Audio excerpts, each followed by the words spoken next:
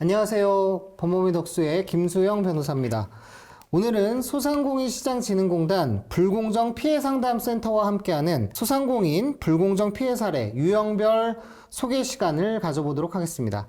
이번 시간엔 하도급 거래에서의 불공정 행위에 대해서 알아볼 텐데요. 소상공인들의 든든한 파트너, 불공정행위 대응 전문가 강서진 변호사님 함께하고 계십니다. 안녕하세요. 안녕하세요. 법무법인 덕수의 강서진 변호사라고 합니다. 변호사님, 하도급 관계라는 게 뭔지 법적으로 좀 정의된 개념이 있을 것 같은데 어떻게 되어 있을까요? 네, 법적으로는 이렇게 정해져 있습니다. 원사업자가 수급사업자에게 제조, 수리, 건설, 용역 업무를 위탁하거나 위탁받은 사업을 다시 위탁하는 경우에 해당 업무를 수행하고 대가를 받는 행위를 말합니다. 쉽게 말해서 도급 받는다, 하도급 받는다 이런 개념입니다.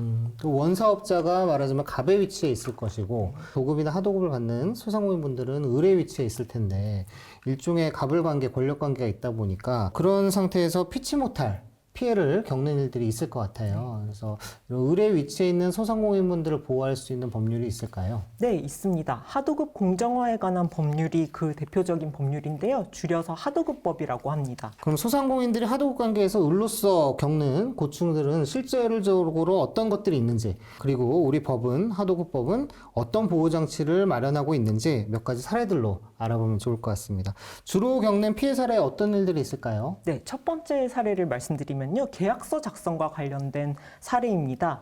그 원사업자가 건축공사를 진행하면서 건축공사 중에 도장공사 부분을 수급인에게 위탁을 하였습니다. 그런데 공사 도중에 원사업자가 최초 공사계약에는 없었던 추가공사를 지시를 했고 수급인이 이 부분을 수행했습니다. 그리고 추가공사를 다 마치고 나서 원사업자에게 추가공사 대금을 요구했는데 원사업자가 추가공사에 대한 계약서도 없고 대금 정산도 확실하지 않다면서 대금 지급을 거절한 사례가 있었습니다. 최초에 하도급을 줄 때 최초의 공사 계약서는 있었는데 공사가 진행하는 과정에서 추가 공사를 요구했고 네. 근데 그 추가 공사에 대한 두 번째 계약서는 쓰지 않았던 그런 사례네요. 네. 그래서 사실 그때 계약서를 받는 게 중요했을 텐데 네. 그 을의 위치에서 사실 계약서를 써달라 이런 말을 하기가 어려울 수 있을 것 같아요. 그렇습니다. 특히나 이제 계약 도중에 추가 공사에 대한 계약서는 추가 공사 계약서를 받기가 더 어려운데요. 그래서 하도급법은 계약서를 의무적으로 발급하도록 규정하고 있습니다. 나아가서 원사업자에게 계약서에 기재해야 하는 사항을 정해두고 있습니다. 이걸 법정 기재 사항이라고 하는데요. 위탁일, 위임받은 목적물의 내용, 납품 시기와 장소, 목적물 등을 검사하는 방법과 시기, 하도급 대금 액수, 하도급 대금을 지급하는 방법과 지급 기일 등이 계약의 주요 내용에 포함됩니다. 그리고 이러한 법정 기재 사항을 적어둔 표준 하도급 계약서를 공정거래위원회에서는 마련해 두고 이를 사용하도록 권장하고 있습니다.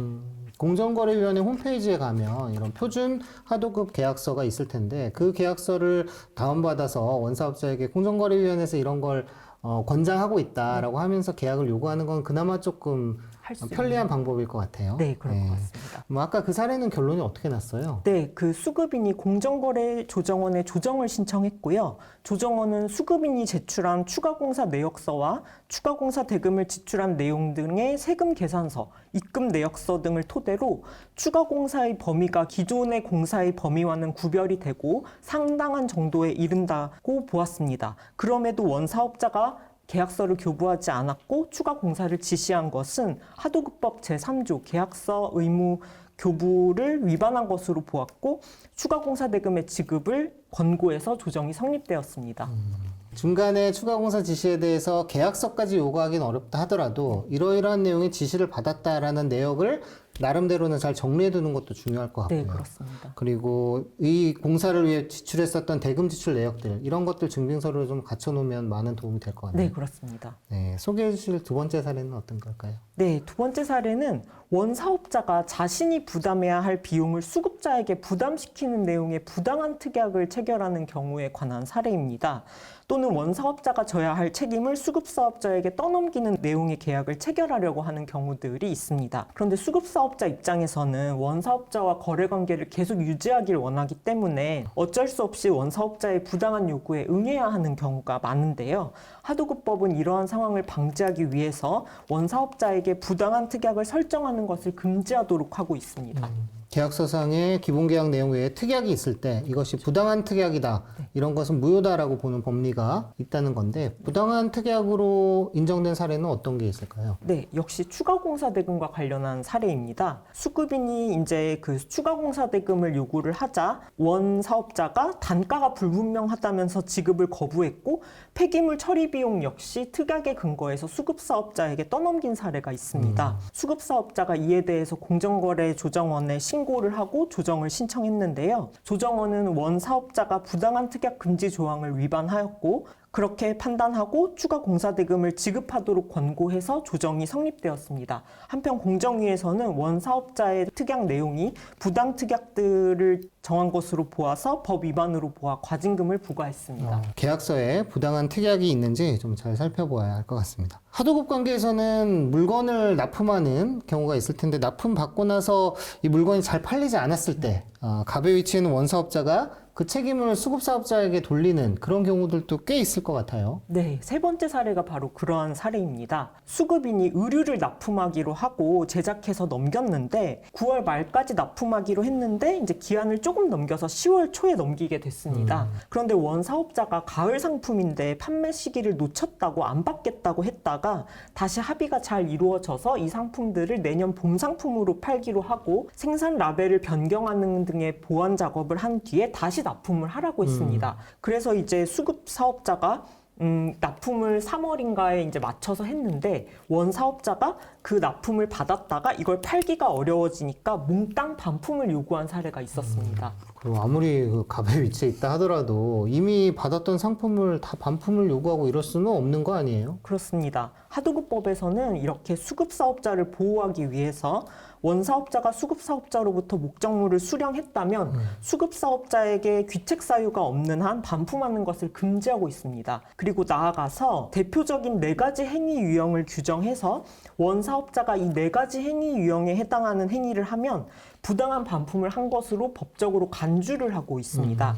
그 4가지 행위에는 첫 번째, 거래 상대방으로부터 발주 취소나 경제 상황의 변동 등을 이유로 목적물 등을 반품하는 행위가 있고요. 두 번째는 그 목적물을 수령했을 때 검사의 기준과 방법을 불명확하게 정해서 목적물을 부당하게 불합격으로 판정을 해서 이를 반품하는 행위가 있습니다.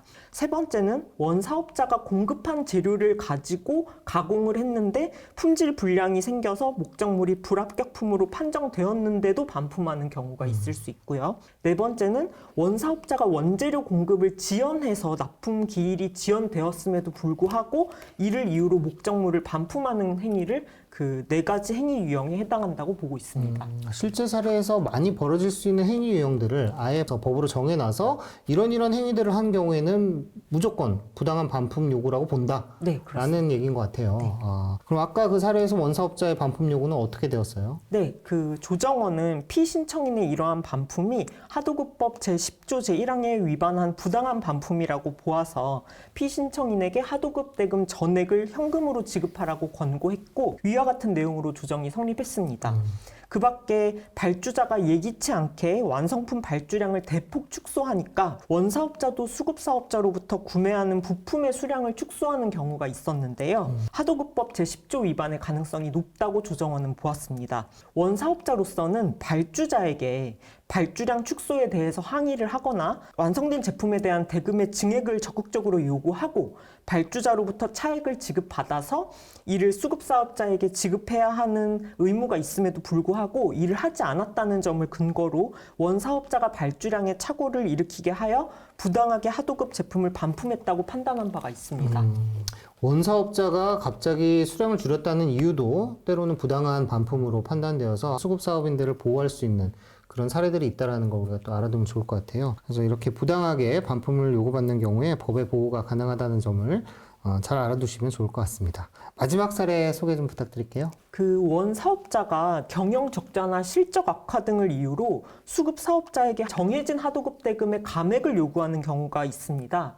그런 경우에도 수급 사업자는 원사업자와의 거래 관계를 이어가기 위해서 원사업자의 요청을 거절하기가 쉽지가 않습니다. 하도급법은 이러한 고충을 해소하기 위해서 원사업자가 수급 사업자에게 위탁을 할 때 이미 정한 하도급 대금을 그대로 지급하지 않고 그 금액을 감액하는 행위를 금지하고 있습니다. 따라 따라서 원 사업자가 수급 사업자에게 하도급 대금을 전액 현금으로 줄 테니까 일부 할인을 해달라고 하거나 혹은 수급 사업자의 동의를 얻었으니까 감액하는 게 타당하다고 하는 등으로 주장을 하는 경우에 수급 사업자의 자발적 의사에 기한 게 아니라고 인정되는 경우에는 하도급법 제11조 제1항 단서에 정당한 이유로 감액한 경우에 해당하지 않을 가능성이 높습니다.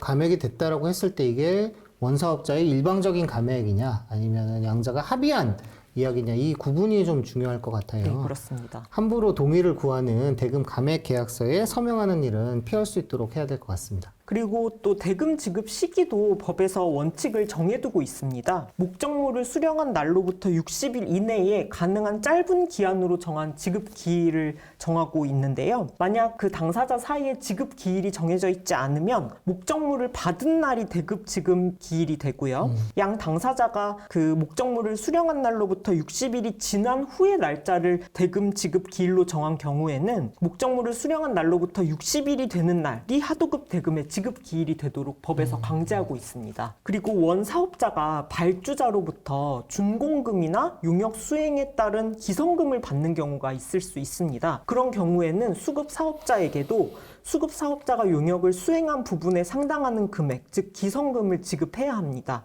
이 경우에 원 사업자는 발주자로부터 준공금이나 기성금을 지급받은 날로부터 15일 이내에 수급 사업자에게 그 기성금을 지급해야 하도록 정하고 있습니다. 그런데 원 사업자가 만약에 법정으로 정해져 있는 지급기일을 초과해서 하도급 대금을 늦게 지급하는 경우에는 초과 기간에 대해서 수급 사업자에게 연 15.5%라는 고율의 지연이자를 지급하도록 법에서 강제하고 있습니다. 기성금 같은 경우에는 발주자로부터 받은 지 15일 이내, 거의 2주 이내에 지급해야 된다는 거고 지급기일에 대해서는 아까 말씀 주신 대로 정한 날이면 정한 날 아니면은 수령한 날로부터 최대 60일 이내에는 지급돼야 된다. 그걸 넘긴 시간부터는 굉장히 고율의 15.5%의 고율의 이자가 부과된다는 점도 알아두시면 좋을 것 같습니다. 이렇게 다양한 부분에서 불공정 행위를 시정할 수 있는 법적 근거가 있다는 점을 오늘 좀 알게 되었는데요. 어쩔 수 없이 불공정 행위의 압박을 받는 그런 소상공인분들, 대금을 지급받지 못하고 있는 그런 소상공인분들, 이런 분들은 어떻게 하면 좋을까요? 네.